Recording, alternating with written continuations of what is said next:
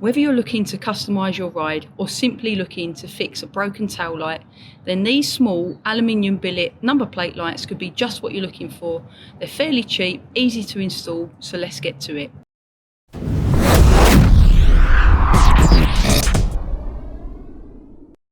This install works on pretty much any bike. As you can see, I've already fitted a rear tail tidy and a sleek LED tail light from New Rage Cycles. Now this light actually had an issue a couple of years back, which I ended up repairing, and this year the number plate light has stopped working. I decided that this would be the perfect opportunity to jazz up the rear end and put some nice sleek billet style number plate lights on the bike. So this is the rear number plate light that's stopped working, and it forms part of the New Rage Cycles rear tail light. What I'm going to do is replace this by splicing into this original wire, getting these connectors undone, and so when the lights come on the billet lights, it will ignite with the ignition. These are the original bullet connectors, male and female. These lights also double as securing bolts. They attach easily with a washer and a nut behind the number plate. I'll drop an Amazon link in the description if you want to check them out. First of all, what we need to do is actually put our aluminium billet number plate lights in place. Now you can angle these to face inwards, or you can have them facing straight down. It's entirely up to you, whatever you feel works best for you. What I'm also going to do is cover these red and black cables, so I'm going to tidy them up because we don't want red cables hanging out, and I also want to give them an extra layer of protection.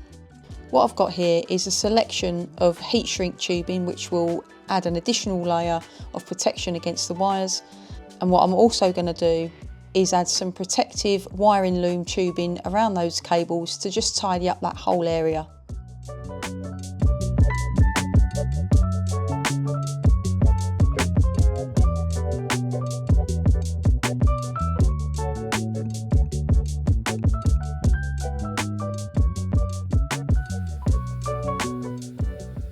So I've sleeved both wires with this wiring loom tubing, and on the ends I've put an additional heat shrink tube just to keep them nice and secure.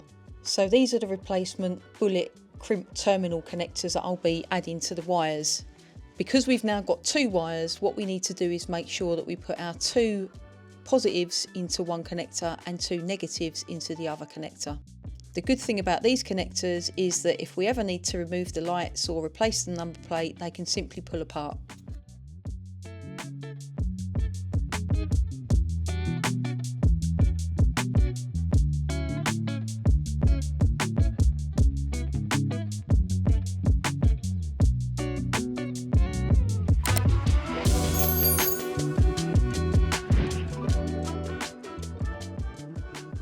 What would be best practice would be to solder the two ends together before you actually attach the connector. What I'm doing this time is just for simplicity and ease, and I'm simply using the connector to attach the two wires together, which I think should be sufficient enough. So now that everything's connected, before I push the two connections together, I'm actually going to test the ignition and test the lights are working.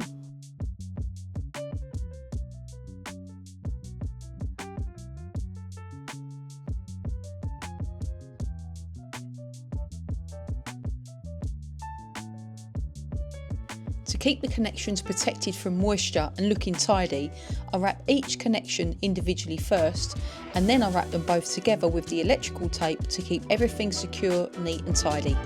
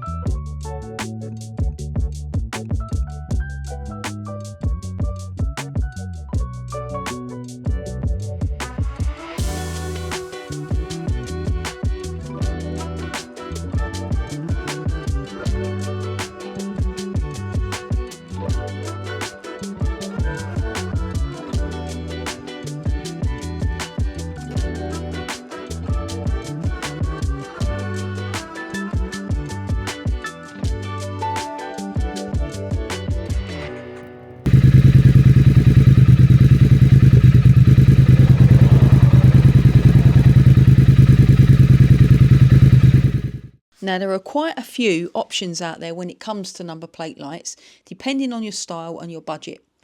Now Motone Customs do a really nice billet version at $22.99 per light, so you're looking at around £45.98 for a pair. Oxford's Halo bolts come as a set for £19.99 and have a clean modern look. Alchemy bike parts offer a pair for £25.99, which are great if you're going for a more chrome finish. But the ones I picked were just £6.29 for a pair on Amazon, and honestly they do the job and look the part. I've dropped the link in the description if you want to check them out.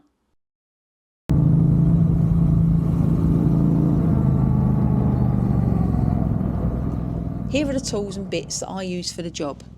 Some red bullet connectors, which are widely available, but I picked mine up from Screwfix. A pair of automatic wire strippers and crimpers. I've got a decent pair from Screwfix which cost me about £30, though you can definitely find cheaper options that still get the job done. I bought some heat shrink tubing, and I grabbed a mix of sizes and got a set from Amazon, which is really useful for sealing up those connections and keeping things neat and tidy.